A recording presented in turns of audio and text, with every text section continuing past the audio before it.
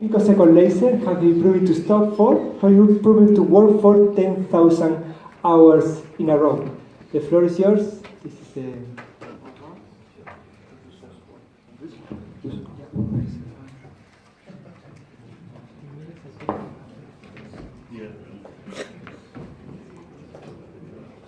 Thanks, Jose. Hello, everyone. I'm really happy to start the final session, which stands between us, between you and the lunch and the dinner, actually, with drinks and everything. Before I start, I wanted to say thanks to Carlos and Jose for actually inviting us. That's the first time we publicly talk about the work we have been doing for the last few years. And actually there are two reasons to be proud. Reason number one is that we have listening for the talks in the morning and in the afternoon, and these are global companies like NTT, Corning, etc., and we are a startup, and it's really cool for us to be on this stage. And reason number two, this like personal thing is primarily all the talks was delivered by technical people with PhD, with really good technological background. And myself, I'm more like on the business development side, so for me to present on this technology forum is really been proud about that. So I also want to introduce Tamila Zlachevskaya. She's the CEO of Polaris, our company I'm talking about. It's easy to remember her because she's one of very few women in this room, unfortunately. So I will start my presentation with a few words about Polaris. So Polaris is, as I said, like a startup company which was founded in 2014 by Technospark. I'll tell about Technospark in the second part of my presentation. The laser, PL70 is the name of our first product. Was developed together with people from Arizona State University and successfully finished as a product in Troitsk, which is like Moscow area where Technospark is located. Troitsk is, by the way, #1 city in Russia for laser development, with really good school from back to Soviet Union time for lasers, with more than 10 physics universities in Troitsk. So we have really solid background in terms of people and engineers. By now, Polaris has got roughly $2 million USD investments for the development and setting up the lab and small manufacturing facility. We now have this PL70 product production ready. It has been qualified by a few Tier 1 laser system manufacturers, global companies, and we starting shipment this quarter. So next year, Polaris will introduce two new products, PL10, 5 watt, and PL100, 30 watt, and set up a manufacturing facility, already like volume manufacturing facility in China with a new investment round. So now a few words about PL70 as a product. So this is full fiber laser. Full fiber means everything is connected with one fiber, as you can understand and imagine, which means high reliability. We have our own patent pending test station where we tested all our lasers being manufactured so far, and it has been proven for non-stop work of more than 10,000 hours. The price for the laser is 35K USD, which is in comparison to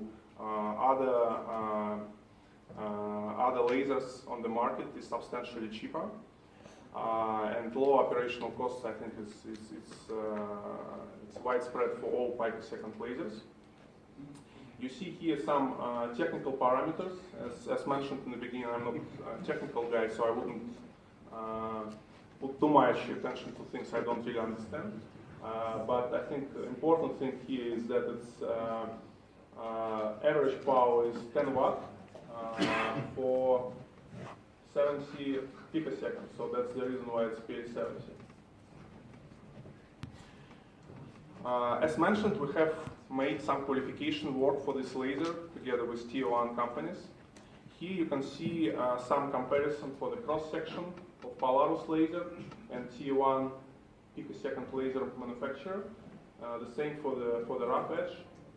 And for the stealth dicing, as you know, the quality of this line is very important because it pretty much determines the quality of the final product. Would it be like LED or LCD displays or something else? And we have here some advantages of this method for the stealth dicing with picosecond laser in comparison to other technologies. For example, this dust-free, high-speed, completely dry process, so you don't need to clean after the laser cut was done, and many other advantages. So a bit deeper about the technology. I think we have two critical pieces of know-how. One is related to so-called booster. So it's pretty much how we amplify the power when it's going through the laser. And the second one mentioned already is that the laser scheme is full fiber.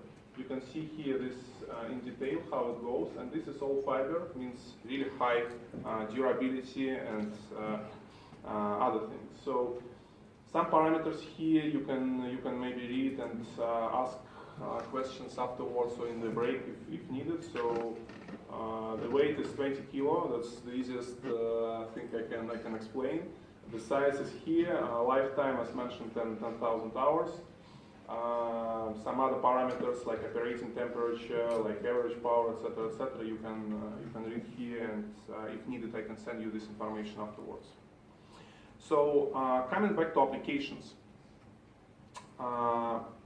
we work with a few companies who were testing our lasers for these particular applications, like etching of touch panels, scribing and marking of microchip surfaces, smartphone glasses cutting. So actually the 6 on the left is something which was done by our partners, global companies, who is doing different types of micro machining. So like LED stealth dicing, as mentioned in the previous slide, connectors, cleaning, headphone wire welding, and others. And the two things on the right, this was done within our group of companies, because I will come back to this in a second about TechnoSpark. So we were doing some experiments which were quite successful with regard to PET laser ablation for photovoltaics, as well as this diamond anvil. Talking about manufacturing setup in China, PL70, this picosecond laser, is ready and tested, so it's production ready. We now changed quite substantially bill of material with more than 95 components actually coming from China.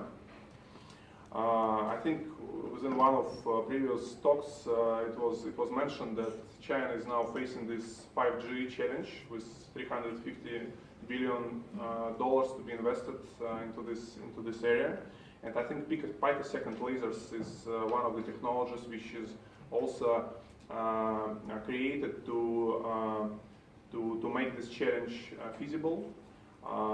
So this is one of the reasons why Chinese companies are really interested in what we do and really interested in having this manufacturing facility set up in China.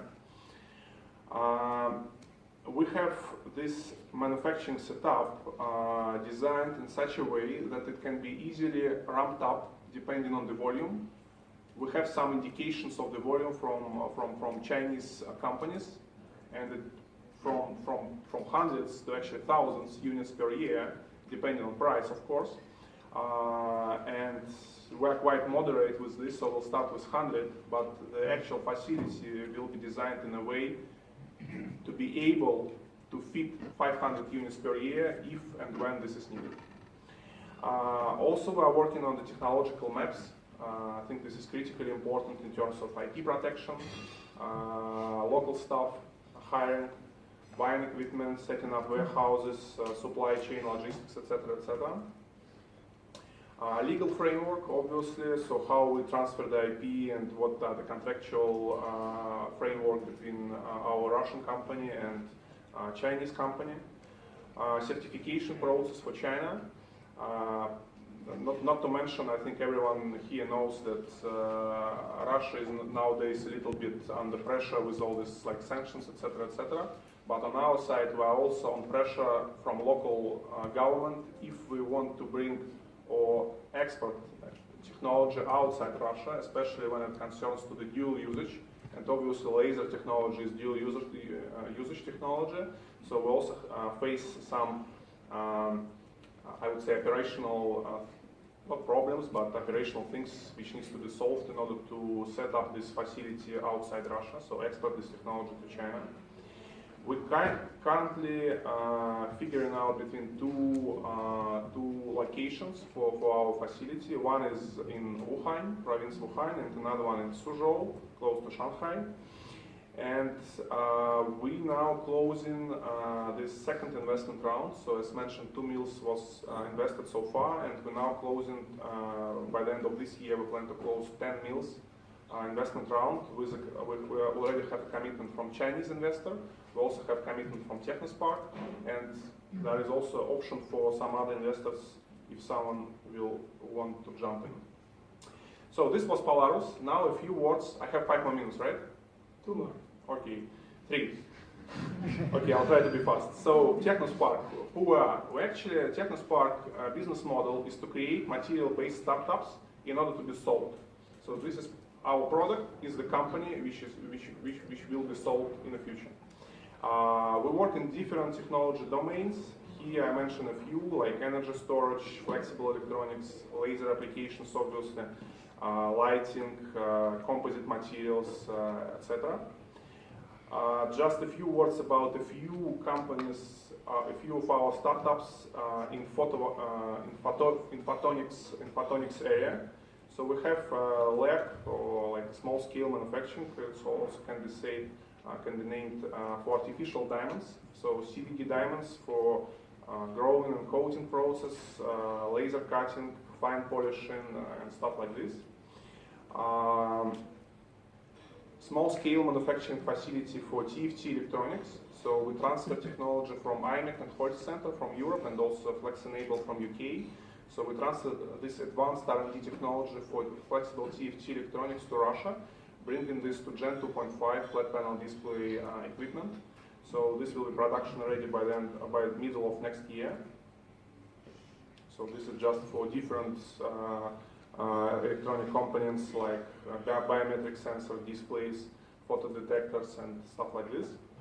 Also contract manufacturing for different optical filters. We do it together with Bühler. And also flexible photovoltaics, which is CIGS based. So we partner, for example, with BIPV for rooftop, BIPV for steel. We partner with a few Russian leaders in this area to bring this technology to industrial scale. Summary.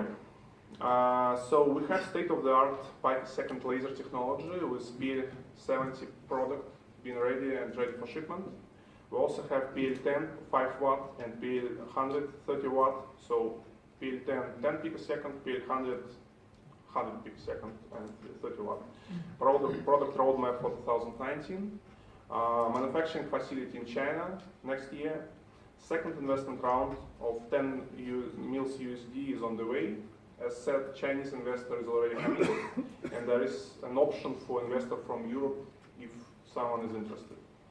And we agreed with Carlos and Jose that Technospark will update those EPIC members interested in what we are doing on the progress of Polaris and other startups we have in the photonics area. Thank you for your attention. Thank you very much, Boris. Thank you. So we have a few questions in the audience.